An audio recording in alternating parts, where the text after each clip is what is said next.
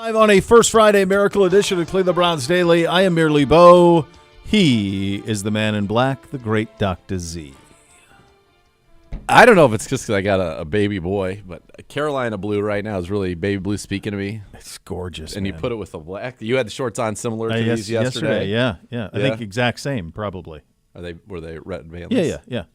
Well, then, of course. Yeah, I bet they were. There is no other reason to have another golf short. There's no other reason to have another short. That's it. You could have, I think, in the Vioris or some of the legends or whatever.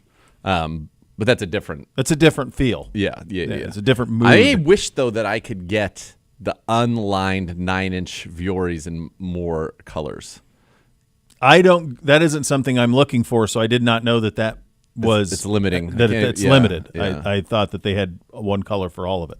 Yeah, no. Not. The unlined is in a 9 inches. Apparently, it's only people like me want it. I guess so. All right, I have a grievance. I have a grievance to air. Go.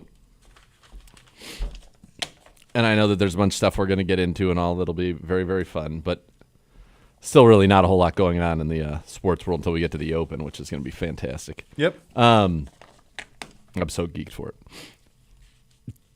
Emmys came out yesterday. Okay. Emmy noms. Okay. Yep. Severance got 27, which is deserved. I thought that was one of the finest.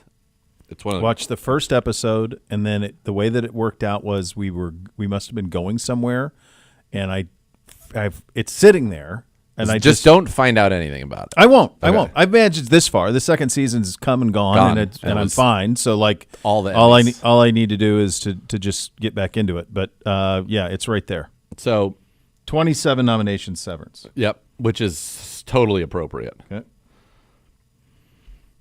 0 nominations. Okay. For The Righteous Gemstones. That's criminal. And it is the funniest show. It is a comedy tour de force. You don't have to. It's not doesn't necessarily. Is it eligible? Can I ask? Is it eligible? Yeah. It was eligible. Yeah. Okay, I didn't know if it missed the timeline or something because it just finished airing here. Uncle Baby Billy. Yeah. Not being nominated is ludicrous. Yeah, it's certifiable. Yeah. Ludicrous. Mm-hmm. Fair. So that's my grievance. The first thing I just was curious of if that's I don't know if he's ever even has he gotten any Emmys? Or do people just not like him? No. Any of the McBride shows. Oh, I don't think my hunch is that Emmy voters weren't crazy about Eastbound and Down. Well, then they're buffonos. Yeah. Remember, though, too, The Wire never won an Emmy. And it's probably the best thing that's ever been done. And it never won an Emmy. So there's examples of this being the case. But has Danny ever won one? No. I see that this says they did receive some, but I saw a bunch of stuff. They won a Writers Guild Award. Yeah, that would check. Okay, hold on. Gemstones did. Hold on. Maybe the grievance is. Hold on. The White Lotus and DC Comics Drive the Penguin both earned 24 noms apiece. Penguin was good too. Very unbelievable. Good. Yep. Last of Us had 17. Blah, blah, blah. Hold on. In the 5th and final season, the Righteous Gemstones did pull in 6 nominations. But none in the categories that we're looking for, like Best Comedy. I got to see what their nominations were, yeah. Best Comedy and Best Supporting Actor for Uncle Baby Billy. I mean, Teen Choice Awards got it right in 2009. Danny McBride was the breakout star. Well, yeah. I believe they had that. I think he's the answer to who's the funniest person on the planet. I think it's him. Who, McBride? McBride. I think he's the ability to do it. I think he could go in any room and slay. I think he could walk in with Brigatts, whoever the A-list stand-up guys are. I think he goes into that room and then he wins. Agreed. What's the end? Is it This Is the End? Is that the one where he just... Oh, they got 6 nominations. Cinematography, music supervision, sound editing, costumes, makeup, and stunt coordination. That's a bad job. Grievance back. Yeah, you're justified. Judy deserves one. She was Judy's unbelievable. BJ deserves one. BJ's unbelievable. BJ's good. Dr. Watson. Why not give him one? Dr. Watson. You and I didn't even talk about that because you went on maternity when that happened, when those episodes, because I remember talking to you on the air. I'm like, wait a second. Animal? Is Mr. Watson there yet? Dr. Watson there yet? You're like, no. I'm like, oh, God. Dr. Watson. You went and he's diabolical at times. He was diabolical. Dr. Watson. That's all he wanted. Yeah.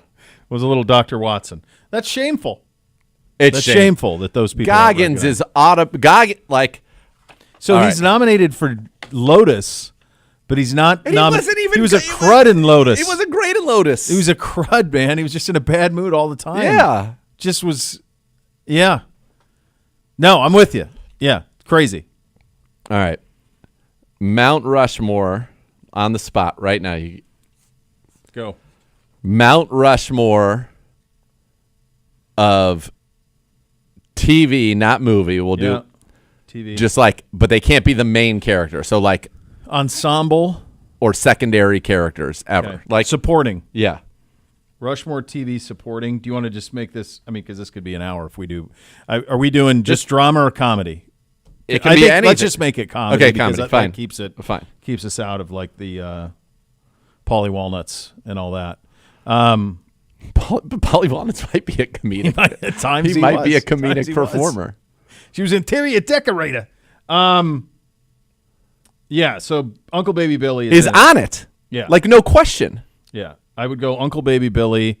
I would go Kramer. Or would we say Kramer is too main? No, so that was like my 4. I wrote this down very quickly. Well, hold on. Don't tell me yours yet. So I go Uncle Baby Billy. I go Kramer. Yeah. I am a big funk man. I'm a big funk man guy. And one more. And Leon. Okay, dude. Okay. Did you have this? Same. That's crazy. That's nuts. Like all the Seinfeld bit characters, all of that. The whole world of the universe was there for us. And that's Funkman, Kramer. Baby Billy, Leon, Funkman, and Kramer. That's wild. Yeah, I wrote down the same. Baby Billy deserves... He's in that pantheon, though. No one from the Righteous Gemstones has ever been nominated for a Golden Globe or an Emmy. I mean, that's wild. Yeah, that is absolutely wild. It is. That's not Uncle Baby Billy is... I mean, he's a masterpiece. Like, I saw a dude the other day driving down 480, and maybe people out there listening have seen him. Gibbe, maybe you've seen this guy it's a purple and gold motorcycle of some sort, where it is like the gold like looks like it's actual gold. Really shines. And this guy's got coiffed. I mean, he's kind of like, I feel like he's like what Baby Billy looked like before his hair went white. Like when he was throwing Caution to the Wind with Dusty Daniels in 2000. Like that's what that guy was. I almost crashed my car. It was self-driving, fortunately. So. Luckily you didn't. Yeah. But I wanted to take a picture, but then I also was like... I don't want to offend. Or have him want to fight you. Yeah, this is a man on a motorcycle. Yeah. Yeah. Respect. Yeah. No, I think have you ever seen that guy, Gibbe? I have not. Oh, man. I've only seen him once, and I'm on that road every day. Every day, yeah. That's a good list. That's shameful that McBride hasn't won one for Powers. I mean, because Stevie Janowski's unbelievable too. Stevie Janowski, unbelievable. Like Ashley Schaefer, I considered writing. Oh my God, Schaefer. Yeah, it's really good. I mean, I love Costanza. I almost think Costanza's like a lead, though. I mean, I think he's more of a lead on Seinfeld. I think, to me, because the ones that always got their own stories were Jerry, George, Elaine, and Kramer sometimes. But the other three almost always had their own angles. So I almost feel like, I know it's those 4, but to me it feels like Alexander, Louis Dreyfus, and Seinfeld, they're kind of like their main. Kramer's right there. He might be a cheat code. He might be too much of a main to be on this list. You could make a case that they're all main. That maybe he's a main. Yeah. But the first 3 definitely are. He's never been nominated for, Danny McBride, no Emmys for anything. Yeah, it's wild. It's wild. Yeah, that's embarrassing. That's the Hollywood bias. We need sophisticated humor. I guess it's got to be. Yeah, there's no reason for that. Well, that's just like when Frasier. Like I want to say that show Frasier won the Emmy almost every year, and Seinfeld. Like Frasier won way more than Seinfeld, and which one endured? How many has LD won for Curb? That's something I'll look at. I mean, Curb Your Enthusiasm Emmy awards through the years. So it says J.B. Smoove has won 1 Primetime Emmy Award, Outstanding Actor in a Short Form Comedy or Drama Series for his role in The Mapleworth Murders No, that ain't it. At the 2021 Creative Arts Emmys. Does the Funk Man have any Emmys? Well, he could have for way back, like Dick Van Dyke Show stuff. Super Dave Osborne. List of awards and nominations Super received by Dave Curb Your Osborne. Enthusiasm. Great poll. He was great. Can't say he wasn't. It was fantastic. Outstanding directing. Outstanding comedy series, directing. Outstanding lead. Cheryl's been nominated. Larry's been nominated. Outstanding lead. Larry nominated again. Larry nominated again. Cheryl nominated again. Larry. But I don't. No, they don't have any Emmy. They never won the Emmy. Curb Your Enthusiasm never won the Emmy. They won a Best Single Camera Picture Editing for Palestinian Chicken, and they won a Directing for Comedy Series for Crazy Eyes Killa. That's it. it. Oh, my God. Sitting That's over it. here have any idea about the Palestinians? Outstanding unbelievable. guest actor in a comedy series. None. Bill Hader was nominated for Igor, Gregor, and Timur, which is great. Bryan Cranston for Running with the Bulls. Lin-Manuel Miranda for Fatwa. Michael J. Fox for Larry versus Michael J. Fox. Yeah, all they won was Outstanding Single Camera Picture. That's No wow. Emmys. They were nominated for so much stuff. Now, how do you not win Best Series? Ever. And you're nominated like Outstanding every single year. To not win Best Comedy Series is absolutely crazy. I can't believe the Funk Man never got nominated. Cheryl got a lot of noms. I can't believe Susie never got a nom. Susie's Rushmore adjacent. Yeah, she would be. She most certainly is. Here's one from Josh. I have a small segment for you guys. Both of you are creating a Danny McBride show. Pick the premise of the show you'd create, then pick only characters from his shows to cast. The one that's sitting there, and it's in the realm of... So he's done Professional Athlete, he's done Mega Church, and he's done like the Vice Principal show. Yep. Anything in the political sphere would be off the charts funny. Yes. Like Southern congressman, Southern Why can't- state senator, Why Southern...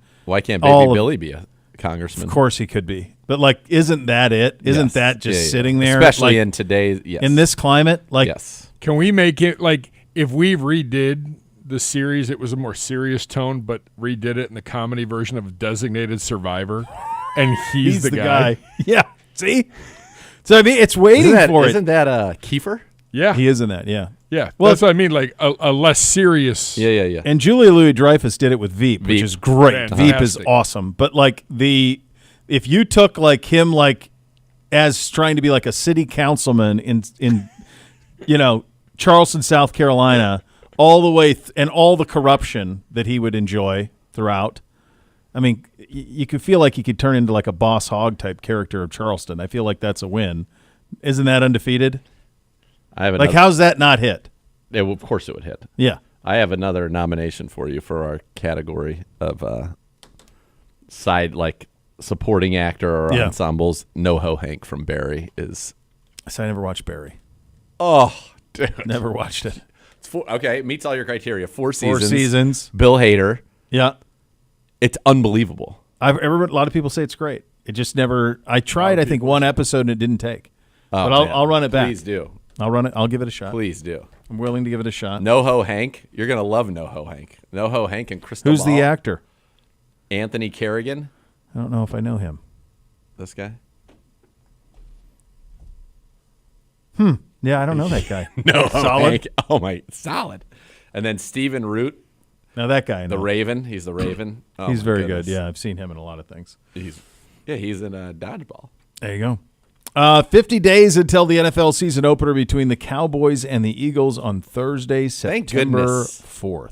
Thank goodness. If we're going to be here, we might as well go. Let's go. I'm kind of like, if it's on, let's go. Let's get some games going. I mean, we're going to have a fun training camp in the sense that there's going to be a lot to look at in terms of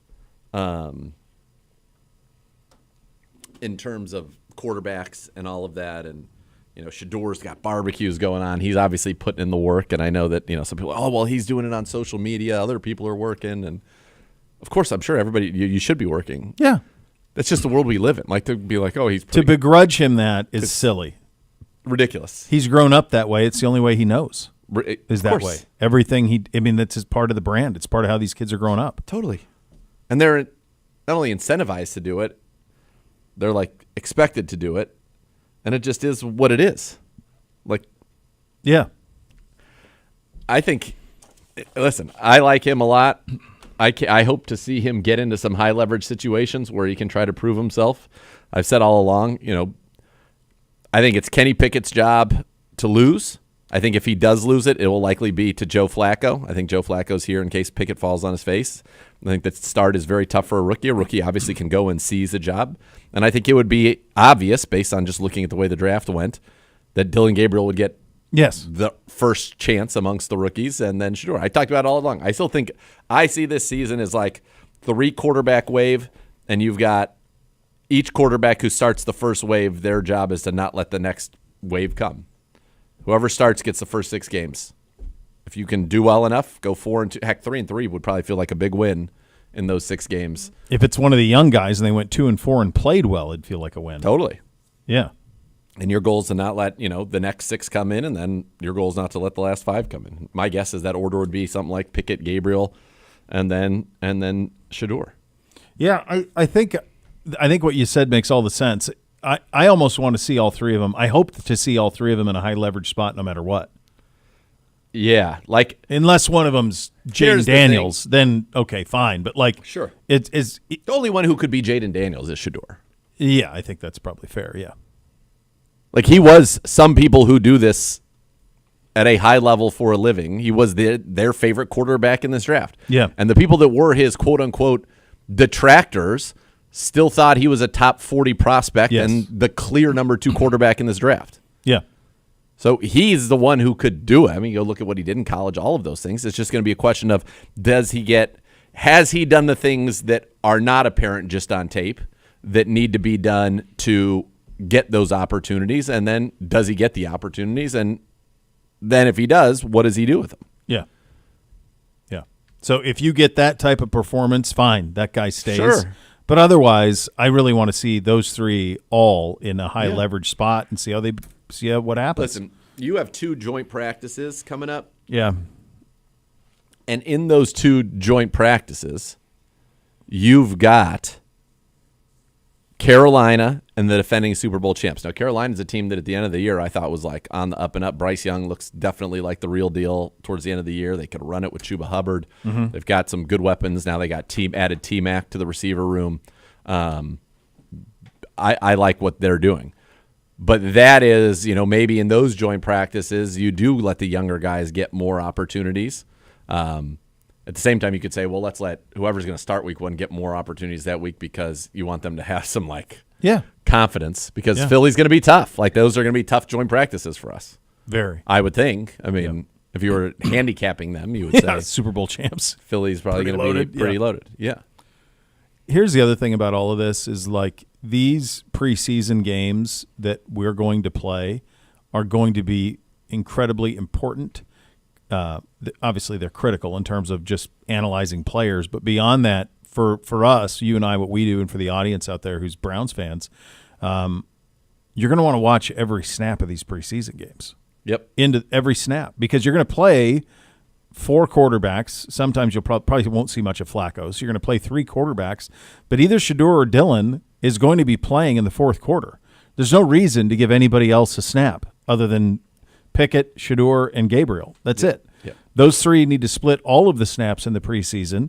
And so one of those 3 is going to be taking snaps in the 4th quarter. And those snaps are going to be meaningful because there aren't enough reps to go around. Totally. This is something we had Kevin on right at the end of camp, and I asked him about it. I'm like, I'm not expecting you to tell me, but do you have a plan for rep-wise how this is going to work? And the question, they do, I know, but they also, I can give you the answer to it. There's no way for it to be equitable. There's not enough time for it to be equitable, and it's got to be a plan that is in pencil because it's got to be able to be nimble based upon what you see. Yeah.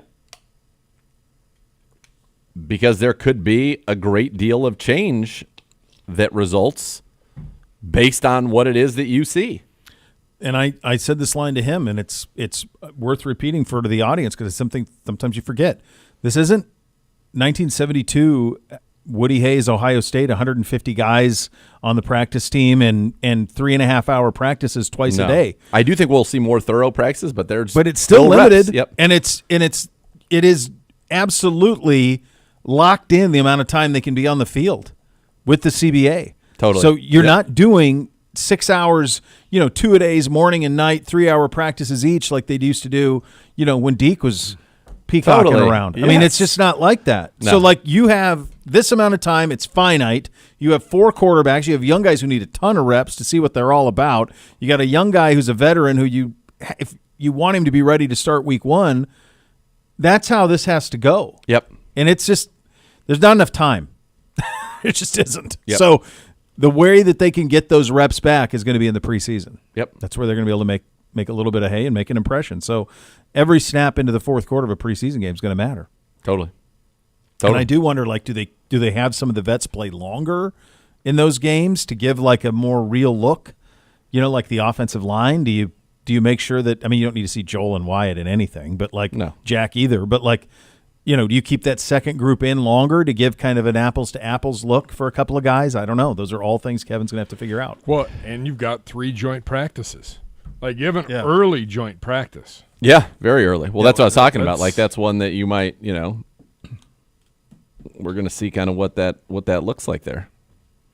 All right, the ESPYs are tonight, 8 o'clock, Dolby Theater, L.A. Shane Gillis will host. I feel like he'll kill it, right? I mean, he'll kill it.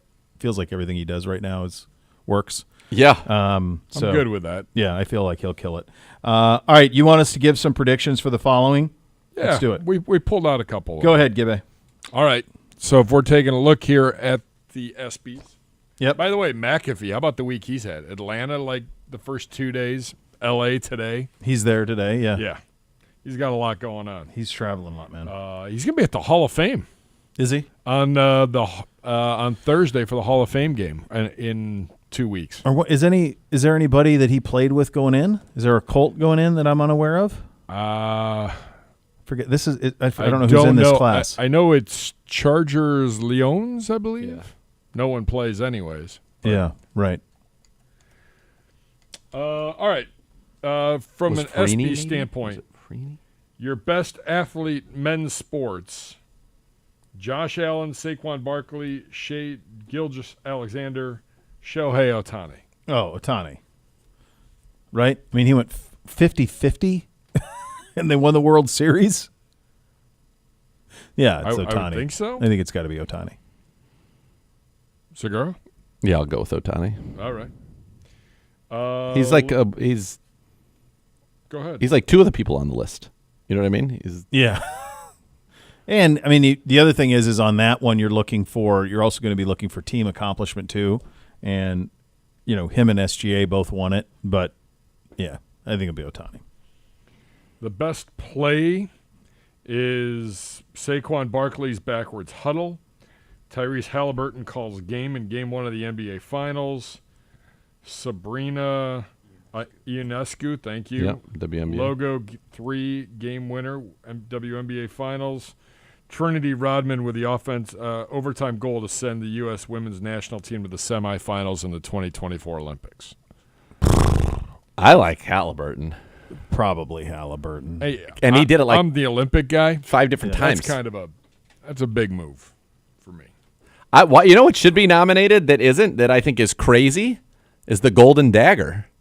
Steph Curry's 3 to win the gold medal for the men. That's a good point. I wonder why that wasn't. Or that was like basically on double teamed. Yeah, and that probably could be like best performance was what he did in the end of that game. He was which one is that? Saved is there gold. A category. He's nominated. Oh wait, okay. He's nominated for that later on. Oh, okay. Yeah, I still think it's the best. And I'll be honest with you, this is going to be real minute. The best play, honest to goodness, might be Anthony Richardson's throw from week 1 against Houston. It was crazy. He's getting hit falling back flat foot and throws it 75 yards in the air. Drops it in a bucket. That was one where we had played the 1 o'clock game. Yeah. And you were obviously at the game calling it, and I was watching Red Zone, and there was the Colts games on a lot. And we came in on that Monday, and you're like, Anthony Richardson might be the most ridiculous quarterback I've ever seen because you saw that play and a little bit of that. Yes. And I'm like, dude, the other 90 throws he couldn't hit anything. He just airmailing things, like just the most inaccurate quarterback you've ever seen. But he had that. You're right. That play is as spectacular as you're going to get. I think they nominated half of sports for the best team. The best team nominees are the Florida Panthers, the Dodgers, the Liberty. So anybody who won a championship. Buckeyes, Thunder, Eagles, UNC for women's lacrosse, U.S. women's national team for soccer, 100 University of people. Connecticut women's basketball. I mean, Buckeyes, I'm going. To have the most painful loss, I am, but I mean, to have the most painful loss you could ever have, to the point where there's fights at midfield on your home field in a game you never should have lost, and then 2 months later you win the ultimate prize. I think that's pretty good. Pretty good path. Pretty good story. Who would you have for the best college athlete? Cooper Flagg, Wyatt Hendrickson, Travis Hunter, or C.J. Hurst? Travis Hunter. C.J. Hurst at Cornell on the lacrosse side of things broke the all-time scoring record. But no, it's Travis Hunter. Like That's the answer. If you would have made a shot in the fourth quarter, no, I would say yes. Inbounds play. I mean, we can't get the ball inbounded, and then he did miss. He did miss from the end. He's not Leitner. He missed from like the elbow, basically. Yeah, it wasn't very far. Sorry, Gibby. Sorry. Travis Hunter. By the way, only 4 people getting elected to the Hall of Fame this year: Eric Allen, Jared Allen, Antonio Gates, and Sterling Sharp. Wow, that is not a. So why is it the Lions? I get why it's the Chargers. I don't know. Maybe they just need somebody it's who's willing to do it. the smallest class since 2005. Yeah. Best NFL player. The Emmy nominees are Josh Allen, Saquon Barkley, Lamar, or Patrick Surtain. Lamar Jackson is my Lamar. vote. Guy threw for over 4,000 yards, led the league in passing touchdowns, and he ran for over 900 yards. Keep crushing it in the regular season. You can't win squat in the post. It's one of those things with him where it's a little bit like he's 1-2, and so they can't. That's why they didn't give him anymore. He should have been the MVP. It was his best season. It was his best season. Yeah. Gibbe, before we kind of do that kind of stuff, let's be perennial playoff teams and have MVP quarterbacks before we're like, you're great, you're terrible in the regular season. Hey, it's not our show to talk. It's only about July. That. It's only the July. Ratbirds. Screw them. That's what it is. That's Pittsburgh. I'm getting into mode. You want to go now? Now he's we ready. want to go I'm now? getting into mode. We've decided that we're going to go right now. We're going. Yep, All we're right. going. Like if we're here, we might as well go. All right. Screw Pittsburgh, screw Baltimore, and screw Northern Kentucky. All right. Yeah, we're with you. We're with you, Gibby. There we go. We're with you. It's There a good you job go. out of you. Big on a Wednesday. He's ready. I'm done. Ready to Good go. night. I'm done. There you go. Best golfer. Nelly Korda, Rory McIlroy, Scotty Scheffler. The only ones I heard of are Stark. I know who Scheffler and McIlroy. They're the only ones I've heard of. Who's Arya Stark? Feels like it should be Scotty though, right? I mean, he I won need the to find PGA. out more about the Stark. What did he win? Last name Stark. Scheffler. He's won the PGA and he's the best player in the world. Yeah, let's hold on. By the way, at this time tomorrow, we'll be getting ready to wrap up round 1 of the Open Championship. Yeah, pretty good. Royal Portrush. What was the one I was missing that had Steph in it? Because I don't see it. I mean, Stark just missed the cut at the Amundi Avion Championship. She did win her first major this year, though. Okay. So your best championship performance nominees. Oh, there you go. Simone Biles, 2024 Olympics women's all-around. Steph Curry. Freddie Freeman, Dodgers World Series MVP. Rory McIlroy wins the Masters, completing the Grand Slam.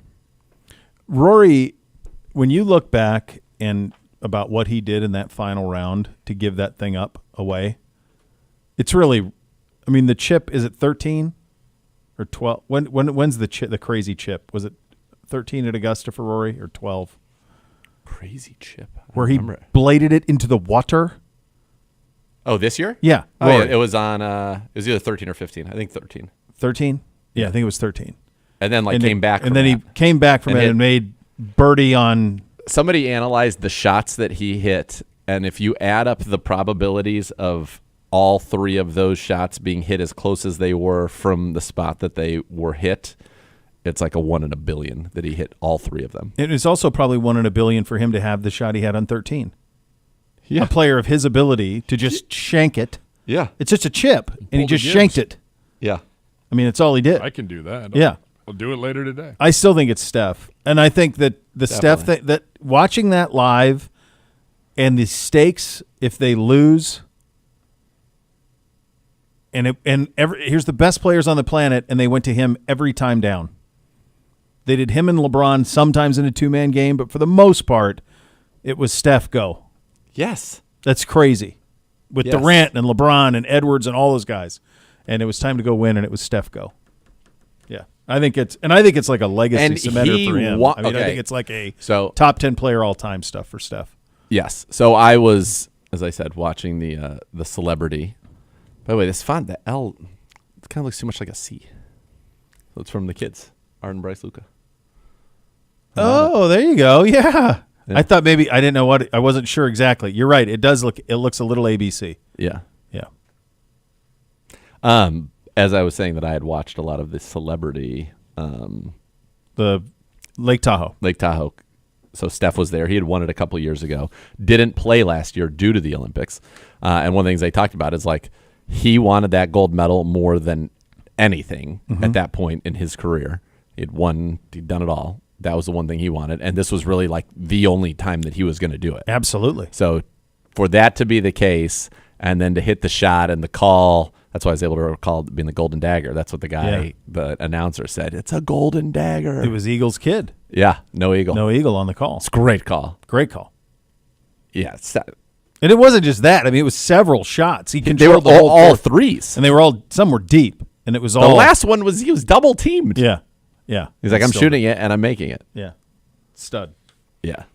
Total Absolutely. Stud. Those are your hot topics today, presented by University Hospitals, official healthcare partner of your Cleveland Browns. Our old buddy, Gibby's old buddy, Chris Sims of NBC Sports, ranked his top quarterbacks ahead of the 2025 season.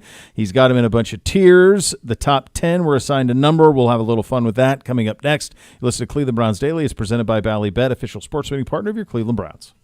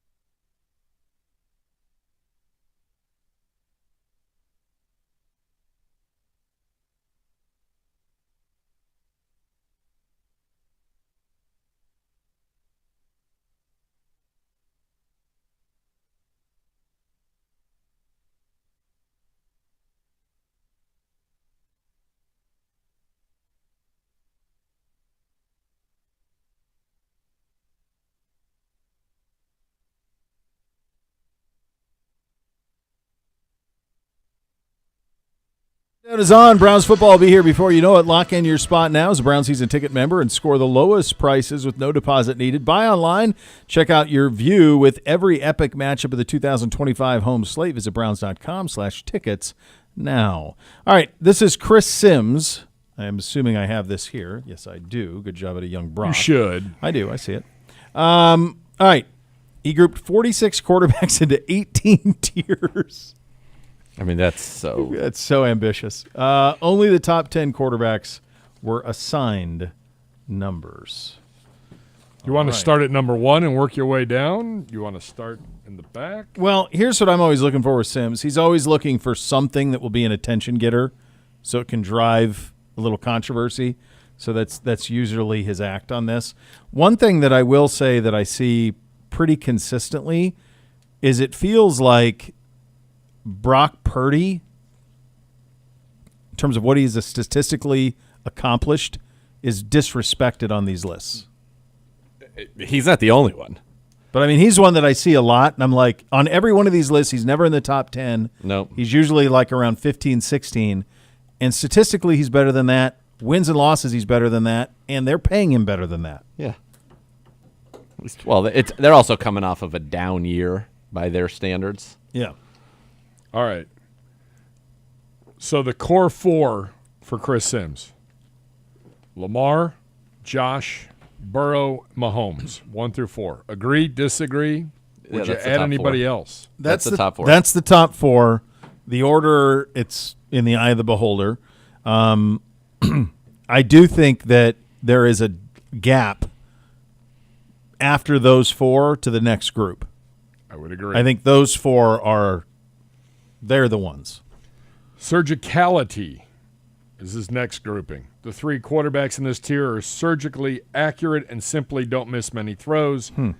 Number 5, Jane Daniels. Number 6, Matthew Stafford. Number 7, C.J. Stroud. Are we sure we would say that? Dude, I feel like this is insanity. I feel like this list has gone off the rails. This is where we go off the rails right now. Thank I feel like the list has completely gone off the rails at this moment. C.J. Stroud has no business in this category. Not off of what you saw last year. Not last year. No. No business. By the way, he's never completed more than 64% of his passes in the league. I think that you actually and that's not how I would categorize. I wouldn't categorize Matt Stafford either. No, me either. And I don't even know about Jaden. Like surgically, he's Jaden's like the I got next for the core 4 guy based on what you saw in year 1. To me, he's right after that, but he was what made him so good last year was that he was surgical. 69% completions. He had games where he didn't have any incompletion. Like he was that's true. Nuts. Surgical, that group to me is actually Daniels. And then the fact that Jared Goff is not listed in this group and is listed as a scheme dream, to me, is bonkers, bananas.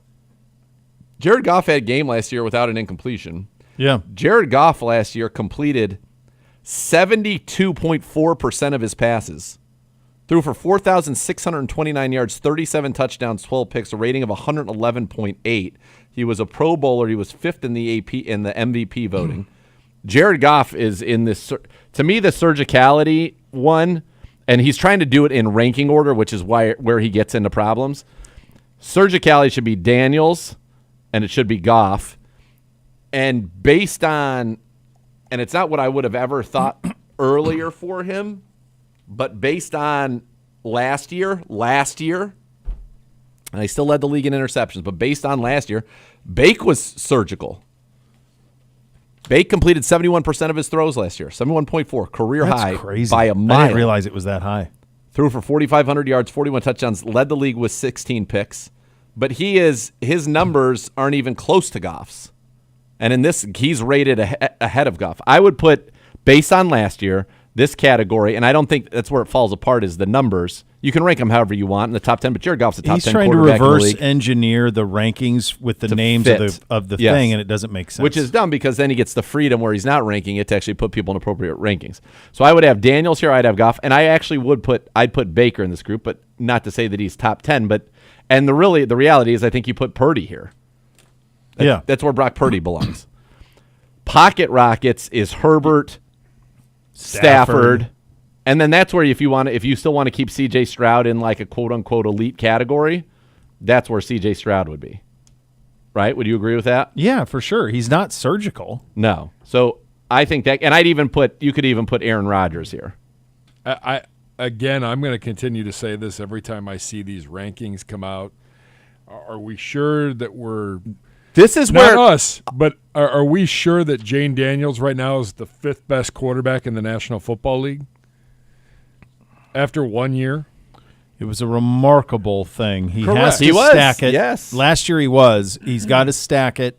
Yeah, I mean, it was – I don't even care about the rankings. Yeah, statistically, he was even better than Stroud as a rookie, and Stroud was off the charts as a rookie. Yes, he was. So he was even a little better than that. Like Stroud to be where he is, and he's never completed 64% of the passes is ludicrous to me. It just the core four; these four are in a cut above. The next groupings, and I really think that I'm fine with the way we did. And then he actually gets in; they get to be okay. But like you're talking surgical, Daniels, Goff, Baker, Purdy. Those are people who are winning with high accuracy from the pocket, all of it. Then you're talking about the pocket rockets, and Baker. I see what he's saying, but like, yes, Baker does have a plus arm, but. I mean, he did lead the league in picks, but he also threw 41 touchdowns. But he was kind of surgical. I just don't think. And in my mind, 71.4 is surgical. It is. And when you think of Stafford and you think of Herbert and Stroud and Rodgers, they do have different level arms, and they're the big. Yes. It just fits. And I have no problem with where Baker being in the top 10 or top 12 or whatever. That's the way that he's played. And it's weird. The quarterback list.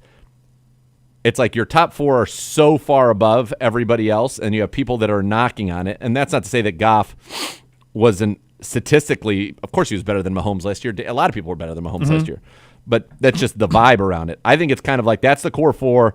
The next best group of four quarterbacks who are of that surgical are Daniels, Goff, Mayfield, and then Purdy when he's been at his best. They were decimated by injury. That was a down year. Then you're talking about the next group who could all jump into the top to be number 5, but these are like the flamethrowers, Stafford, Herbert, Stroud, and then I put question mark with Rodgers, but that to me is where he fits better than anything. And then there's Jalen Hurts, who is a one-tier guy. I don't think he's 10th either because he makes it 1st and 9. Yeah. Like that's when we get to Philly and we talk to our guy there, Spadero, what the thought is because – Sirianni went off on a guy the other day because there are a lot of reports out there in Philly that they won with him, not because of him. And Sirianni dismissed him, called it BS and all this. But I think he had the lowest yards passing that he had in his career, I think. And I think he's the perfect quarterback for that team. Yes. He's the perfect quarterback for that team because he's got a plus arm. He can throw the deep ball. Yes. It's 1st and 9, and now all of a sudden you have Saquon alongside him. Now you've got to deal with both of them if they decide to run. I mean, it's whatever you want to do. That stuff drives me nuts. Like when people – because I don't think players or coaches think about crap like that at all, about like, well, did you win because of him or for him? Like nobody thinks about that. They're thinking about Jalen Hurts has a job to do, and he does it for us better than anybody. I would bet you there isn't – maybe the core four, but they wouldn't trade Hurts probably for anybody else. No. They love him. Absolutely. And he fits what they do perfectly. Yeah. Like, I'm not talking about would you rather have Jaden Daniels for the next 15 years? Yeah, probably. But in terms of like for next year, who gives them the best chance to win? Yeah, they run. That's what they run. That's what they run. It's who they are.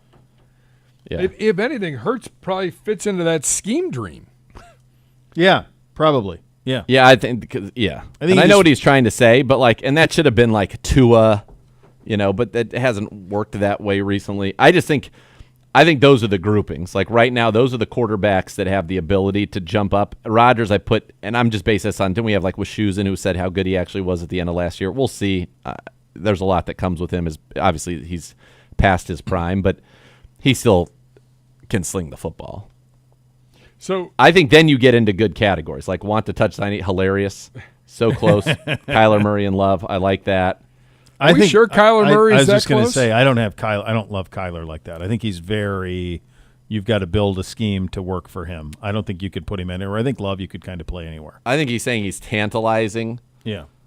Like Kyler last year, 68% completions, 4,000 yards, 21 touchdowns, 11 picks, and then obviously what he can do with his legs, 572 yards, 5 touchdowns, and average 7.3 yards a rush. Like I just wouldn't want to play that type of football. All the time. All the time. Where it's kind of like a backyard football all the time. Like it would be exhausting to do that. Jordan Love, I think, is, if you're talking about people that could jump into these like top, we have kind of 3 categories. Jordan Love is one. Caleb Williams is one. I'm not ready to I'm not ready. Yet. Yep. I'm really surprised that Drake May doesn't get into the ready to launch. If you talk to people around the league about Drake May, love him. There's a feeling that like Drake May is going to be a superstar. Yeah. All right. Would you have Bo Nix ready to launch or needs more info? I need a little more info. He was really good year one. Okay. I would put Bo Nix down with Penix in the need more info, and I'd move Drake May up to ready to launch. Is Caleb Williams ready to launch? Yes. Yeah, I think so. If he's not, then he ain't it. Yeah. But so many people were like that he just was different, and now you're going to have really competent. He's going to have a full off season with this offense. They have weapons out the wazoo. I just want to remind people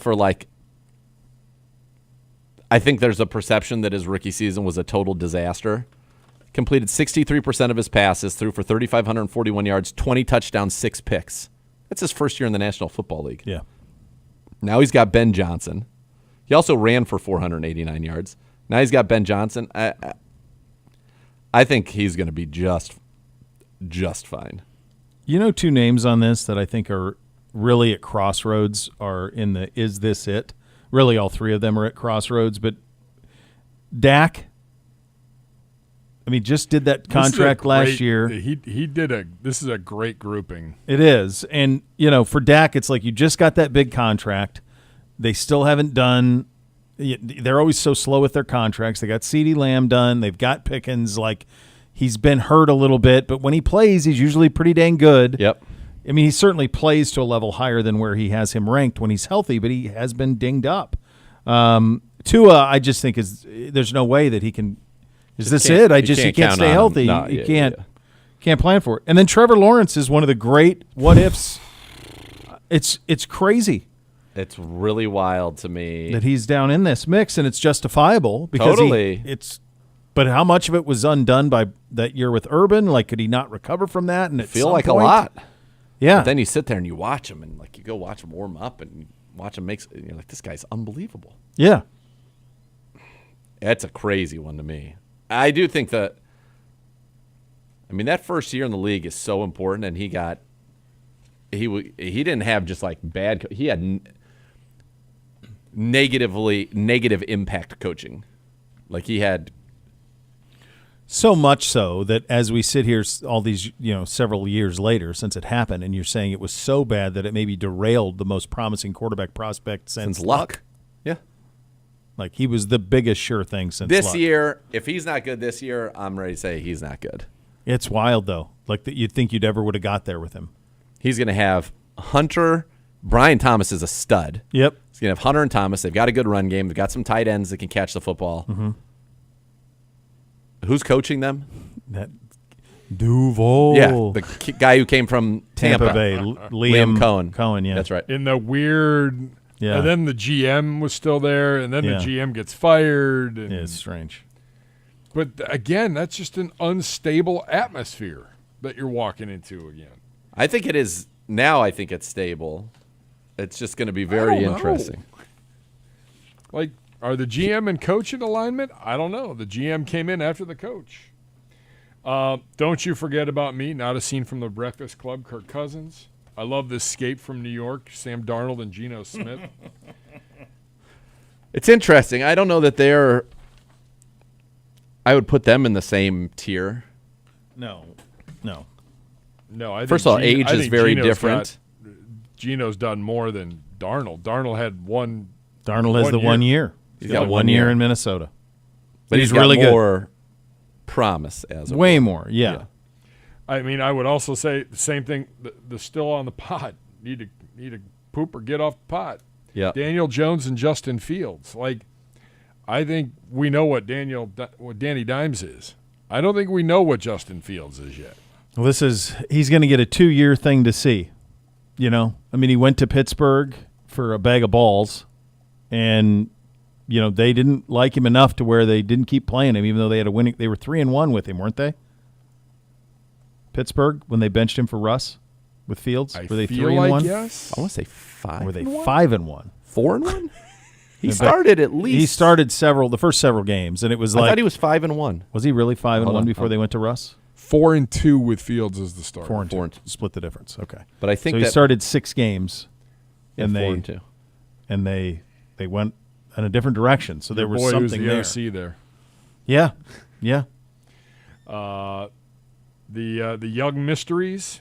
I am interested to see what Bryce Young is.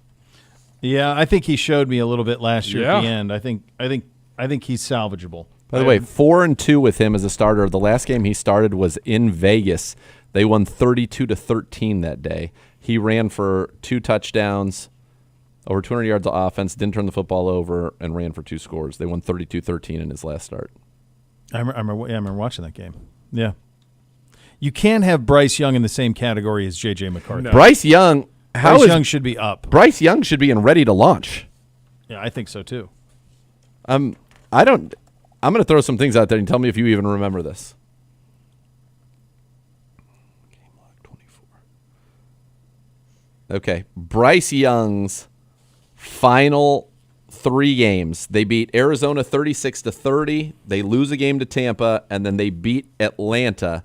In those games, he throws for 7 touchdowns, no picks. He runs for 3 more touchdowns in those games and completes about 70% of his passes. So how can that be in the same category as J.J. McCarthy, who's never taken a snap? Correct. These are not. This is not. He needs to be in the ready to go. He's got to be up. Yeah. He's got to be ready to go. Tell you what, if J.J. McCarthy's not the answer, they must believe that there? he is, though. Otherwise, they would, because they didn't even feign interest at anybody. Like they were completely locked into him. Where are our guys on this, Gibby? The backup Supremes. The tier includes 4 of the best backups in football. Joe Flacco. Malik Willis. Wouldn't have that on the list. Jameis Winston and Marcus Mariota. How would we say that these are the best? I mean, Joe is in a different kind of group than these, but the idea that, like, there's very little similar between Willis, Winston, and Mariota in terms of what their last 4 or 5 years have been like. I'll tell you what. And I'm going to say something that you might – yeah, first of all, that's ridiculous. Then you get to the caretakers, Minshew, Aiden O'Connell, Dalton, Mac Jones, Tyrod Taylor, Stidham, Pickett, Rush, Mason Rudolph, Garoppolo. Garoppolo may be there at this point in his career, but Kenny Pickett to me should be still on the pot. Yeah. Are you going to be a starter, your career starter with high hopes? Adversity has been it fits the category perfectly. He's 15-10. He's got a better record than either one of those guys. Yeah, he should be, and he's their age. Yeah. So Daniel Jones – 24-44, so he's actually started many more games. Fields 14-30. Yeah. And Pickett is 15-10. Yeah. I don't. Andy Dalton should be a backup Supreme. But if you look at it from the standpoint of, so should Minshew. Yeah. Jones was drafted in 19. Fields was drafted in 21. Pickett was drafted in 22. So I mean, per year in the league. Yeah, he should be in that category. Yeah. Yeah. Well, this is what Chris does. It's good stuff. Yeah. I feel like he really tried to shoehorn people early that were not great shoehorns. He had to reverse engineer his rankings to fit categories. And that's where you get into a little bit of trouble. Add more fun to your fandom with the Bally Bet Sportsbook app. Download today. Get 50 back in bonus bets. You place your first wager of 10 or more. Bally Bet, official sports betting partner of your Cleveland Browns. We'll go around the sports world. We got a little thing or not a thing coming up. We'll put together a quarter-century cornerback team. All of that in the second hour here. Cleveland Browns Daily, presented by Bally Bet, official sports betting partner of your Cleveland Browns.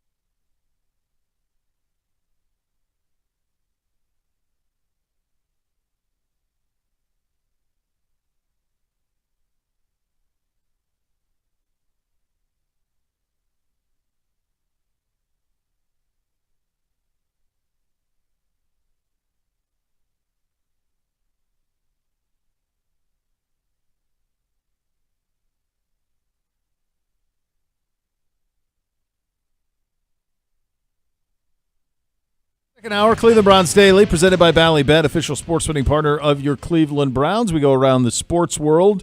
All-Star Game. Did you watch any of it last night? Major League Baseball All-Star Game, the big midsummer night classic? I did not.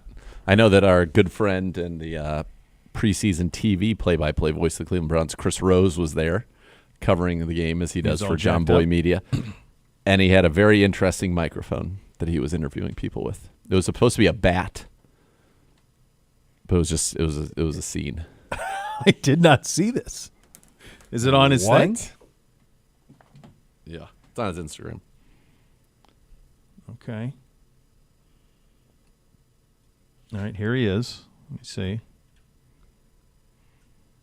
That was at least my takeaway. All right, so I'm on his Twitter. I don't see any. Oh no, it would be on the Instagram account. Oh, here it is. I see the thing. Oh, Rosie. I see. Yeah, I see it now.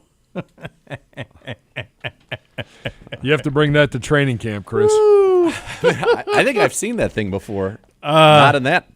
In a different capacity. Very different capacity. Yeah. So I told the boys, I go throw in the like All-Star. Nobody saw that and was like, maybe. Chris didn't see that and go, why don't you give me the Bob Barker?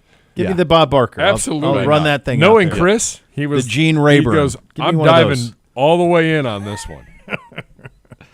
So I told the boys, because I wanted to watch the pomp and circumstance, and I kind of want to watch Skeen's pitch, because he's kind of a phenomenon at the moment. Because you don't get to watch him because they suck. Right. So I tell the boys, I'm like, hey, put on the All-Star Game. And NBC goes, why? Do you have to watch it for work? And I went, they were unaware that it was even happening. And I do. Some of it's because they don't play baseball, I acknowledge. But I also think that all of these all-star things, there was a time when it was your one chance to see everybody in the league. That's what the Midsummer Night Classic was. It was your one chance to see Dennis Eckersley pitch against Tony Gwynn. It was the only way it could happen, was in that all-star game, if it lined up. And what would that look like? Well, that's gone. All of that's gone. And I'm not get off my lawn guy, because maybe it's better now. I don't know. Maybe baseball's better now with no real National League, American League differences, no DH in both, all of it. Like, maybe it's better. I don't know. There's no DH? I'm sorry, DH in both. There's a DH in the National League. National League has DH. There is. Yeah. That's wild. Last couple of years. To your point, so they all play each other now. It used to be that was the only time you could see them. That was the only time you see like Lee Smith in his prime against McGuire. I remember that was it. You got one shot at it at the All-Star game or the World Series. And then you needed the at-bats to time out. If it was a reliever like Lee 100%. Smith, like he needed to pitch while McGuire was still in the game. Yep. You weren't going to get him late in the game because you have to sub him out. So you had like the one chance. I mean, the most famous was John Kruk against Randy Johnson. Totally. Right? So you got to see that. But now you see those matchups all the time, and you can watch these games whenever you want. You can get or at least see the highlights. You can go on YouTube and see the melts of the games. And so I just think we're exposed to so much more. There's nothing special. And I don't think it's a Major League Baseball problem. I think it's an NBA problem, NFL Pro Bowl problem, every problem. These All-Star games used to have real significance because it was like the only time you could see everybody. Now you can see them whenever you want. It was kind of cool, the extra inning stuff. I didn't watch it. I mean, that's past midnight for me, so I'm not. That's well past my bedtime. But it seems like he did well with that. Like, so they did like a home run derby to determine the winner. You pick 3 guys and you get like 3 swings. Yeah, fine. That's fine. That's fun. You can't have a game end in a tie as it did with Sealy. You can't have a 15-inning affair like they did in 08 where you run out of pitchers. Yep. So fine. All that's fine. And I think it feels like this was a win for them. They did a really cool Hank Aaron tribute last night, which was awesome. Did you ever go to, when you were at school at Emory, did you ever go to Braves games? A couple, not a ton.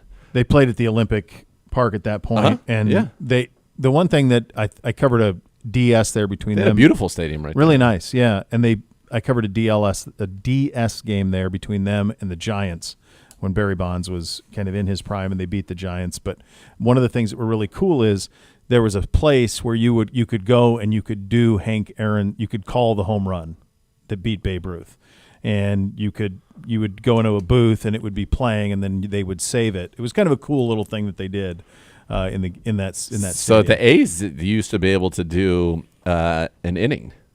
Oh, that's cool. Like Me and my dad did it. yeah, that's fun. Yeah, it was fun. That's really cool. Yeah, I like that. That was My dad, in typical my dad fashion, took time out of this to roast basically one of his buddies. So he did like an impression of his buddy calling a game was part of his. It's part of his deal. Yeah, Kirk Kirkhoff. Did he find it funny? Did Kirk Kirkhoff find it funny? Pedro. Oh yeah, my dad thought it was the funniest thing that's ever been done. Yeah. Yeah. Is your dad Don Rickles in his mind? That is great. But I saw the home run derby had decent numbers, even though I didn't know anybody by name who was participating in it hardly. But it seems like it did okay. So, yeah, good for them. This I love. Oakmont Country Club has banned golfer Wyndham Clark from its property after he damaged his locker following a miscut at last month's U.S. Open. Oakmont Country Club President John Lynch said the decision was reached after multiple discussions with the USGA and the club's board. This part I found very entertaining. The ban could be lifted if Clark pays for the damages and makes, quote, a meaningful contribution to a charity selected by Oakmont and undergoes counseling and or anger management. Now, the U.S. Open is not going to be at Oakmont again until 2033, so it's possible that this won't matter to Wyndham Clark anyway, but I think it's a pretty good chance you'd never see him play another U.S. Open at Oakmont. First of all, the fact that he hasn't paid for the damages already, that's the only thing that jumped out to me. Like, that's crazy. Like, it's Oakmont. Like, I did it. All right. My bad. I suck. I'll cover it. That should have been done immediately, and maybe you don't have any of this anger management or the charitable donation. Yeah. But what he probably should have done was fix it and then donate. He even could have had like a tongue-in-cheek or like laughy presser. Like, I was slightly frustrated. I made it right. I apologize to Oakmont. Yeah. I got a better behavior, be a better example. Like, the fact he hasn't, none of that. That's the only thing that jumped out to me was like, that he had not fixed it. I'm not making a meaningful contribution. I'm not undergoing counseling. He's not. Your course made me angry. Yeah, he should just have paid for it immediately. Yes. Said, I'm sorry. Take care of this. Of course. Here's a little extra for the workers that have to work on this because of me. That's not. I'll see you on down the road. Yeah, and it would have been fine. It wouldn't be this. This is. I think this is put out to out the fact, because the only thing that jumped out to me was that this dude didn't pay for this. Yeah, isn't that crazy? I think that's why this is put out. The other stuff they know is silly, and they're just trying to embarrass him. That was put out because of the fact that he didn't pay for it, which you destroyed it. Pay for it. It's pretty wild. This guy won a U.S. Open, didn't he? At LACC. At LACC, he won it. I know some people who had business dealings with him that were not fans. You have to be a big crud for this to be the situation. As an adult? Yeah. To not just say, my bad, here's $100,000 or whatever, make it right, give the rest to charity, and pay your people. Like, come on. It wouldn't even cost. It was 2 lockers. No, yeah, $10,000 probably would take care of that and all of it. And all of it. Yeah, and it would take care of all of it. And then you're not in this mess. By the way, look at this. I found this Tennis Pedro. Oh my God! I sent it to my dad. He loves it. Oh, he likes to look at that guy. Yeah, he loves it. He said he's got a great mustache, and he liked it. It was like a trick shot. He said that's something I like. Oh, and big fan of his own act. Yeah. Yeah, really a big fan of his own act. So I sent this to my dad. I go, oh my goodness, there's Tennis Pedro. He said, love it. He said that's the tennis equivalent of my 15-foot left-handed kill shot in horse. Great mustache too. When my dad could not beat me in horse, he would shoot left-handed shots everywhere. That's how you get kids. That's how I get mine. And I'm like, have some respect all for you got to yourself. do is shoot a left-handed free throw, and then they're done. Yeah, I'm like, have some respect for yourself. It's cooked. I'm not going to stoop that low. We'll see. We'll see when little Luca, young Zogs, is out in the driveway, and he's doing a layup, and he puts it between his legs. And dude, I'm going to have a problem. I'm going to be dude, I have a problem, bro. That's what I'm saying. You're going to be up there lefties. I'm going to be old. You'd be lefty stroking, brother. Get that left hand. It's funny. I say like as much grief as I talk about all stuff at Walden, and like I feel like I'll have to do it just because it's all like if it's being done to me and I can't win, then I have to do it. But at some point you have said, but like playing from the whites when I'm like hitting bombs and just get up young kids complaining, but like they did to me. What do you want me to do? What do you want me to do? This is what we get. Like if me taking a stand and being a conscientious objector would enact change, I would do it. But I don't with think your forward tees problem. Yeah. If I was like, you know what, I'm not going to do it, so let's stop it. They're not going to stop it anyway. What would be a tee? What would be a forward tee difference that would be acceptable to you? Play the same golf course. But then how's the handicap? They get more strokes. The farther back they go, they get more strokes. or I give up strokes to go up and play with them. I just want to play the same course. That's why there are handicaps. Handicaps are for the different tees. Segura, I think you'd have to move up. Sure, fine. I'll move up. Because, I mean, how many strokes? I give up like a shot to move up, and it is worth way more than a shot to my game to move up. Yeah. That's what I'm saying. So they get that benefit. It doesn't impact it, and it's worth it way more. So that's what I'm saying. Yeah. We just have to play the same course. I'm with you. You want to play? You know what? You want to play the greens? You want to play the reds? I don't care. Fine. But we're going to play the same golf course. On a par 3, we're going to hit the same shots. Yeah. We're just going to play the same course. That's why there's a handicap. USGA feels differently. No, that's why they have the handicaps. They just shouldn't prevent me. If everybody should play from wherever. Well, who sets the tee rules? Every club does it differently. Most clubs, though, in their men's leagues, you got to play the blues. You got to play the men's tees. Yeah, I would say, and if you're in a league like that. Yeah, but we have dudes who are really good golfers. Yeah. Who play the reds.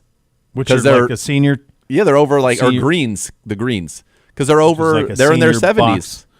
Yeah.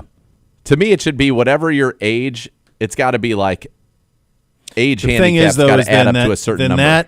That handicap player who is a good player, then they would have to play the blue tees always so that their handicap fit those tees. Yeah, but most of them do when they play their actual games. But when we get into tournament situations, so it's a little bit of that. Then they go do that. It's nefarious. Or just have 2 leagues. Have a seniors league where everybody plays from the whites. Yeah. And have a league where everybody plays from blues. Now you're talking. Yeah.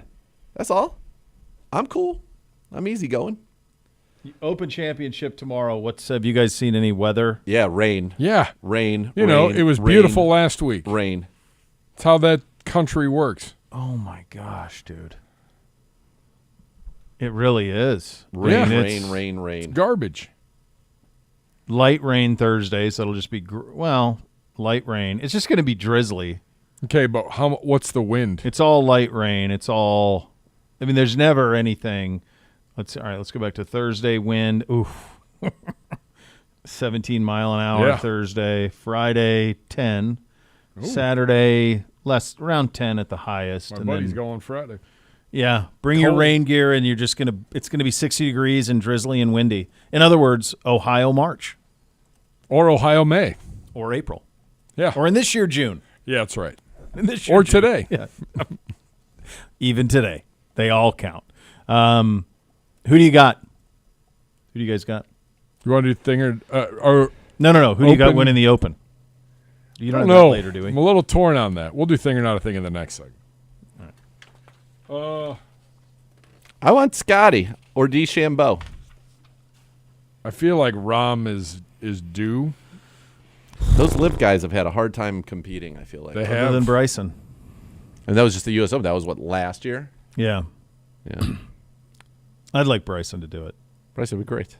I like Justin Thomas and those guys. They're good too. Spieth. What's Spieth Smith? Oh, Spieth already has one of these. But I don't think Scheffler does not. Scheffler does not. Scheffler doesn't even have a top 5 in the Open. How long do you think Jason Day is going to try to make that Malbon stuff work? Goodness gracious me. Did you see his outfit? No. Look at his outfit in the practice round that he was wearing. So they had this stuff at Muirfield when I was down there. They had this line of gear. And they have some cool logos. They definitely have some cool logos. They had the Curb collab. They did. But the fit of the clothing that's not coming back. Is wild. And he's been wearing it for like 3 years, and it has not taken. He's an army of one, brother. There's nobody I've seen doing it. The pants are so baggy. Yes. It's huge. I mean, it's like crisscross will make you jump. Mac, that'll make you. I mean, it's it's just not going to take, man. And he just refuses to come off of it. I'm sure they're compensating him well. They better be. I mean, that collar is bigger than the one we wear at the golf outing every year. I mean, you're right. You could sail in that thing. You really could in that coat. That's a sail. You could sail right into the Irish Sea. Totally. Whatever he needed. It's all there. No, but they keep. They had racks of it at Muirfield, and I'm like, and no one was buying it. And I'm like, look, you got a cute little logo. You got some kind of cool ideas, but the fit of this stuff is just, it ain't happening, man.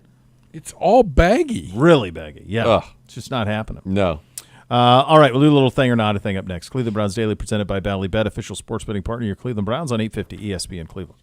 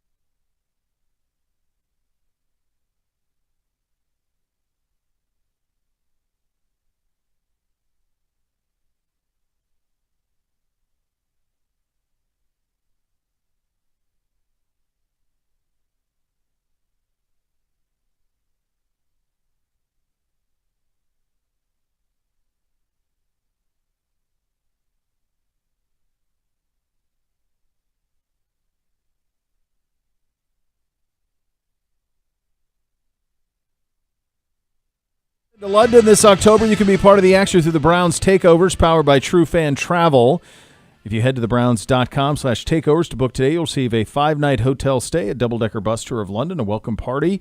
You're going to receive, on the Tims, opportunity to hang out with Browns legend Josh Cribbs and three-time Pro Bowl corner Joe Hayden. All inclusive pregame tailgate and tickets to the game. Visit browns.com/takeovers to learn more, and we will see you across the pond. Time for a little thing or not a thing on a First Friday. Hello, Gibby. Hi.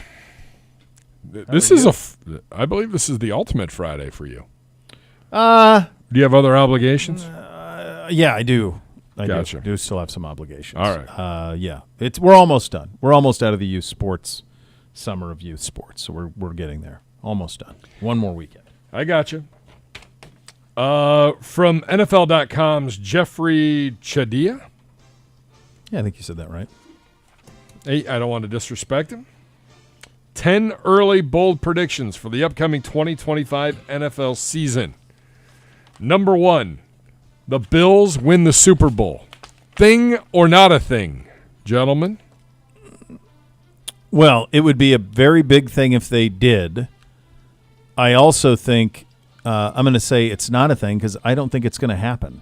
I don't think that this is the best team that Josh Allen's played on by any stretch. And I think the other teams in the AFC have gotten better.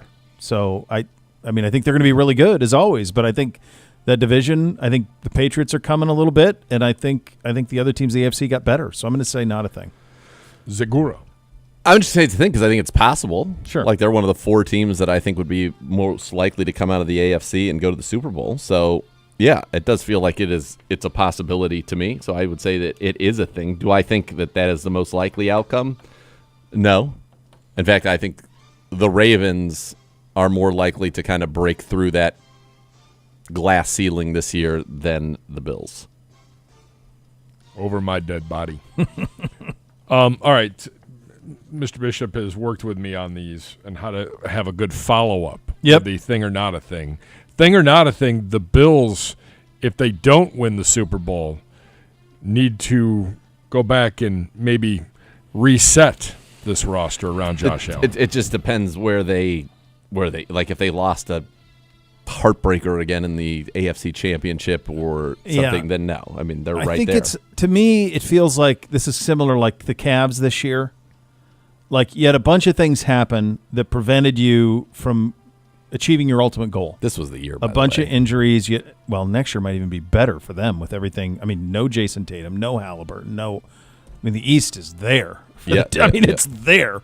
So that's one of those things where you look around and you say, hey, let's pretty close. We can't stand pat entirely because guys are going to leave because we can't pay everybody. But let's not do anything with this core because we're right there. And no, I would not blow it up if I'm the Bills. You still have Josh Allen in his prime. You still have a really good coach. I wouldn't reset it. I think they're just fine. You're going to get a lot of at-bats. Yep. And that's what you get when you drafted Josh Allen. Up next on Jeffrey's Thing or Not a Thing, Joe Burrow wins the MVP. Zagura, thing or not a thing? Again, I would put it certainly in the realm of possibility. I think that I'm going to say not a thing, and I'm going to tell you why. Not because he's not deserving of it, and quite frankly, he was deserving of it last year. And I could be wrong about this, and I'm even a bigger Joe Burrow fan after watching that quarterback. It just does not feel like this is an organization that is barreling towards success. No. So, to me, to win MVP, there's got to be a success that comes along with it. Like, I think you have to win your division to be the MVP. Is that fair? How about this? If the Cincinnati Bengals win the AFC North, Joe Burrow will win the MVP. Fine with that. Yeah. I think that's the thing. I mean, they have to have that level. Now, I think it's really in play because their defense is going to be brutal, and they're going to have to outshoot people. They're going to have to win games 38-34, 37-33. I mean, that's going to be their games. That's going to quite honestly, they're the complete opposite of us. Yep. If you took the two teams and put them together, look out.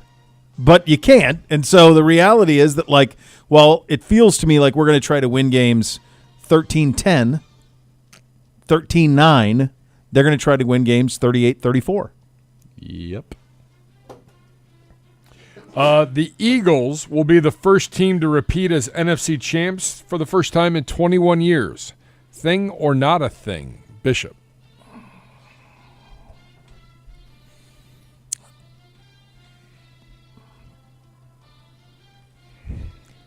I'm going to go not. I agree. They lost a lot. And I think, it's just hard. It feels like hopefully the Lions learned. I'm rooting for them. I want the Lions. Agreed. I'm rooting for them, so I hope they learned and they're able to kind of put it all. They lost a lot too, both coordinators, so forth and so on. But, I'm going to say no, not a thing.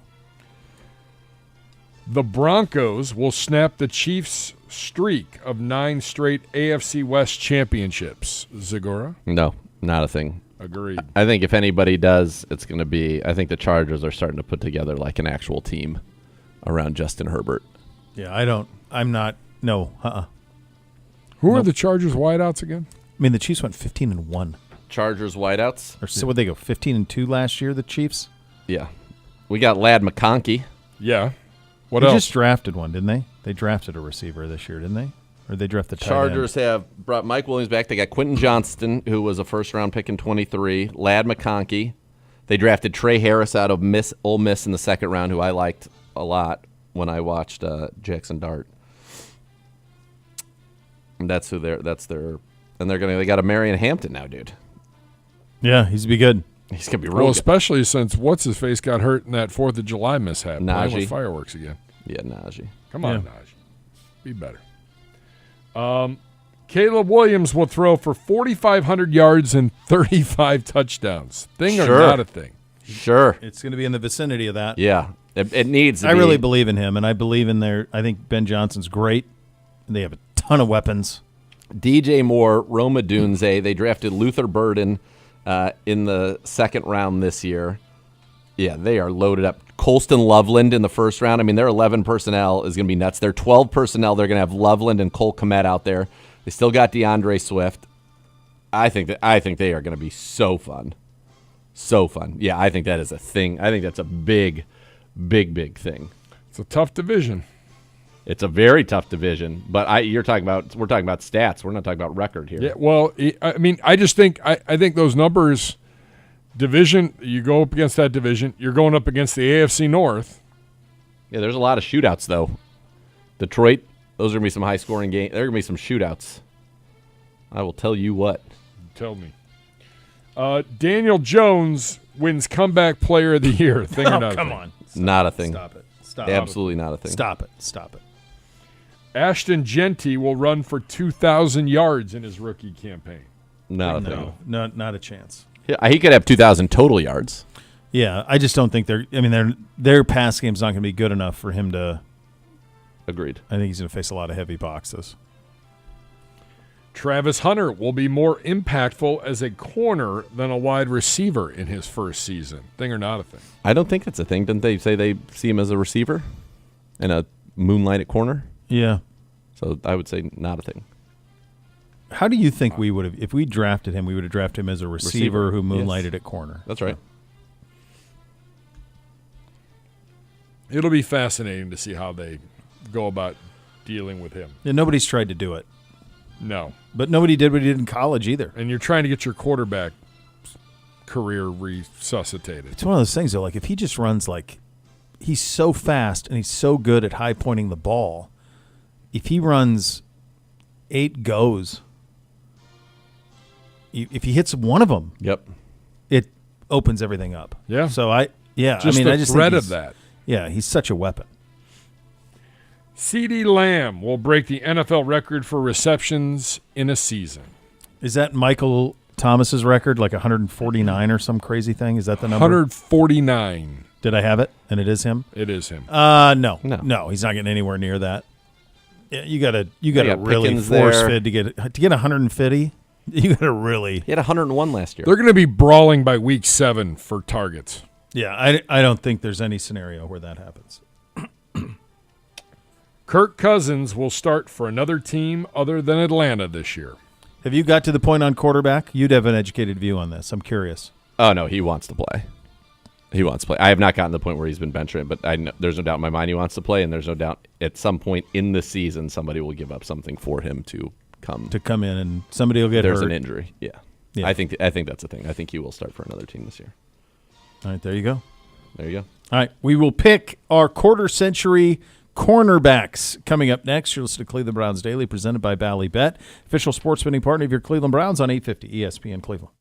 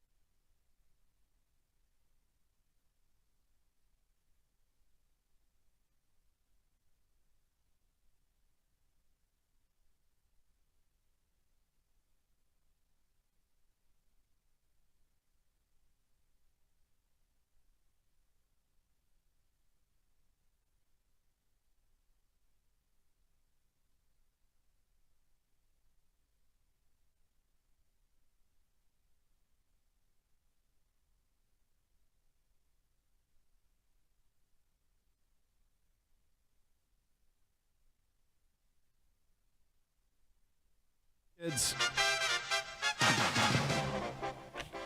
putting together our quarter-century Cleveland Browns team. Numbers-wise, we are now in the secondary. So numbers-wise, where are we in terms of roster breakdown? Yesterday we got to 34, I think. We still need 25 offensive players. We had 25 offense, and then we've got 9 on the defensive line.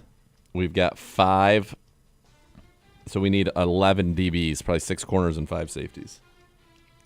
Okay. Which is 2.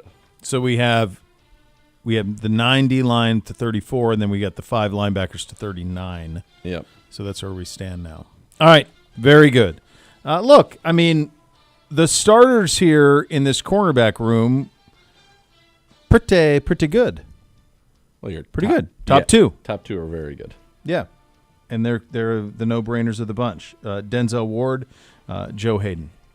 You were around for Joe, and obviously I've seen him a lot through the various things he does as a Browns legend, coming back and all of those things. I'll never forget this. I was doing a hit on Ohio State basketball with, was it basketball or football offseason? I can't remember. With Dan Dockich when he was in Indy, your boy, and he goes, and as he would, I just gotta ask you, you're in Ohio, and you explain to me how Joe Hayden has the number one jersey in football. And I said, well, they're the Cleveland Browns, and they got new uniforms, and he's the most popular player. Yeah. That's right. That's how it happened. Oh, I got that phone call. From Dockich? Oh, yeah. Yeah. That exact same thing. On the air. Shout like out, I Coach. Hope you're well. wasn't up here. I had no ties with the organization. I just was a sports talk radio guy in the state of Ohio, and he asked me that. And I can remember like getting that info and going, I didn't see that. Yeah. You could have given me a lot of guesses before I would have gotten to there. Yeah. Come on, man. We put Peyton Hillis on the cover of Madden. We did. Joe is a stud, and Denzel's a stud. Yeah. I would say this, and I'd be curious the next time we have Joe on to ask him. I think Joe was he was becoming an elite corner. I think he was an elite corner. Joe got hurt when they stopped allowing the hand fighting after 5 yards. Yeah, he was Joe was really good at that. He was real physical. Yep. And I think that hurt him. It did. I did a study on him, I want to say, in 2014 maybe, when I was first here, and he'd never allowed a touchdown when he had contacted the receiver within the first 5 yards prior to that season. He was a very good, very physical corner. He makes two of his 3 Pro Bowls with us in 13 and 14. Got the big contract before the 14 season, and then made another Pro Bowl in 2019 with the Steelers. Yeah. That was it. He was on those legendary Florida teams. Yep. That Tebow was on. Total stud, 3 Pro Bowlers. Obviously, he is on. One of the few first-rounders that worked out for us in the early days. Yeah, it's pretty interesting when you phrase it that way, Gibbe, because, of course, Denzel Ward is a first-rounder as well. Yep. 4-time Pro Bowler, 18, 21, 23, 24. I think he's the best mirror cornerback in the league. And he was the 4th pick in the draft and has done everything that you would want the 4th pick in the draft to do. Absolutely. Last year was a huge snub in terms of some of the things that we've seen with Denzel Ward. Led the league last year in passes defensed with 19. He was on pace early in the season for Bless you. mid-20s, I think, in that regard. Made the Pro Bowl. Deserved, I thought, all-pro recognition last year. Yeah. There must be something in here because I sneezed too, and then I feel like another one is coming. Oh, man. I don't know. So I don't know what's going on. I don't know. Got to investigate that. So Hayden and Ward, Yep. they're your top 2. Yep. All right, we need 4 more. Yep. I'm going to throw Anthony Henry on in his rookie season. Anthony Henry had 10 picks and led the NFL. He was second in the Defensive Rookie of the Year voting. Who beat him with 10 picks? That's a great question. I remember him. Good player. I mean, that's 0-1 draft. That's a pretty standout season. 4th-round pick. He had 10 picks. He lost that year to Kendrell Bell of the Pittsburgh Steelers, who had 9 sacks. 10 picks isn't better than 9 sacks? It most certainly is. He led the NFL with 9 sacks. That year, the Offensive Rookie of the Year, Anthony Thomas of the Bears, rushed for 1,183 yards. Listen to this. Anthony Thomas of the Bears rushed for 1,183 yards and 7 touchdowns. He caught 22 passes for 178 yards and no touchdowns. Second in the AP Offensive Rookie of the Year voting that year was a guy by the name of LaDainian Tomlinson, who ran for 1,236 yards more, 10 touchdowns more, caught 59 passes more for 367 yards more. My guess is that the Bears had a winning season that year, and Thomas was rewarded for those wins. Bears went 13-3 under Dick Duran. Yep. Jim Miller went 11-2 that year as the starter.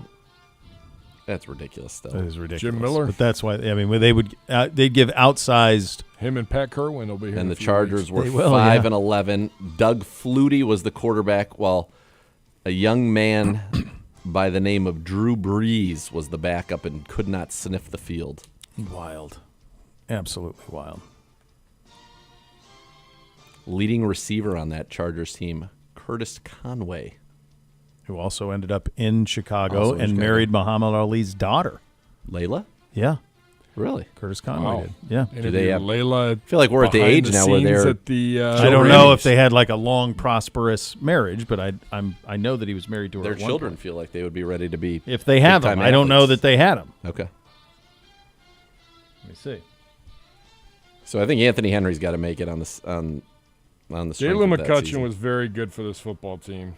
He didn't have any standout stuff. No. Lee Bodden had a really good 2007. He had 6 picks. I feel Yeah, like he Biden married was Layla better Ali. after he left Curtis us. Conway married Layla Ali in 2007. Did they have any kids? They have, let's see. I'm going to have to go to hers. See if there's any. She was sort very of- nice. She has 2 children. She was a boxer, too. Yes, She she was a was. women's world Yeah. champion. She was a very good actually boxer. defeated Vonda Ward. Let's see where Trinity High Schools. Owned Vonda Ward. they have Vonda's 2 a children legend. together. A son born, you're right, August 2008, and a daughter in Yeah, so he 2011. should be getting ready to come to college. Yeah. I would have to feel like, Yeah. Pretty good. yeah. All right, where were we? Anthony Henry, That's Joe our Hayden, third. Denzel Ward. All right. Fourth, I'm going to put Buster Screen on there. I'm going to nominate him anyway to put him on. Brock didn't have him on the list. I was like, Buster Screen actually had some decent years at the end of his tenure. He got roasted a lot early on. But No, but he ended well. 14 in 2013. He had 17 passes defense. 2014, 4 picks, 18 passes defense. Then signed a very rich at the time contract as a slot corner. Like if Buster Screen played 8 years later, I really think that he would have been heavily paid. Kind of like K'Wan Williams, who went on to have a really nice career in the slot. Buster Screen was a good player. I think he fits the need of us having. We need an inside corner here somewhere. I'll rely on you for that. All right. So that's our 4. Yep. That's 4. So now we you've need got 6. our 2 guys who are here now. Yep. You have, I feel like I want Money Mitch just because He's I on want there. Money Mitch. He's Like, in. I mean, He's in. I He's was just looking at his numbers, and I'm like, if for nothing there. else, He's in. Come on. It's Money Mitch. That's why. Because it's all Money love. Mitch is in. We love Money Mitch. We'll always love Money Mitch. B-double-E-double-R-U-N-B run. Money Him Mitch and gave Brad one of the Mellon great singing that interviews together in the on history of bus. this program. Money Mitch also is the one who got the interception at the end of the Jets game that opened the fridges. Money Mitch sealed that That's victory. right. He did. So there. there, he's in. And So then he's I'd put MJ on because I'm an MJ Emerson guy. First 2 seasons in the league, 29 passes defense. He had 4 picks that second year with 14 passes defense, and I love him. Pierre Desir was good, but I think he was better after he left. Better after he left. Greg would be one that you could consider. And then Lee Bodden had the 6 picks in 2007 with 15 passes defense. But I'm more. It's wild how at some pretty key positions we're pretty thin on these lists. Is it, though? Well, no, that's why you've been what you've been. No, why but you've been what you've this is been. the point Yes. that we've made. Yeah, We've that's been why you've been what making you've is been. like we can put some units together that can hang in receiver. Like receiver, I think if you said the Cleveland Browns all 25 team receiver, you'd say no chance. But then you think about that you're getting Jarvis, Odell, Josh Gordon, Amari Cooper, Jerry Jeudy. Well, that's pretty damn good. That can hang with a lot. But there is no way to piecemeal some of this together outside of the top. And Cribbs, we had one of the great Right. returners. Right. But No. at quarterback, at defensive end, other than Miles, at corner, like the three most important positions. We would be probably 32nd in the league at quarterback. We would be top 10, I think, at running back. Top 10 at receiver. Tight end, Njoku, Barnage, Cameron, all 3 Pro Bowlers. It's pretty good. You'd be at worst middle. Totally fine, right. Tackle, you're probably top 2. I mean, yeah, you're way or if not number 1. Yeah. Guard, you're right there. Center, your offensive line, all 3 of those are top 5. Yeah, defensive end outside of Miles, not great. Defensive tackle, probably 32nd. Yes. Linebacker, again, probably bottom half. Yeah. And then corner, you have your top 2 are pretty good. Just like in linebacker, J.O.K. and Jameer Miller at their peaks, and DeQuell, that would be a good 3 trio. Yeah. But there's no depth. None. No. And then safety is going to be very similar. Yeah. So much more to come? Yes. You're listening to Cleveland Browns Daily, 850 ESPN Cleveland.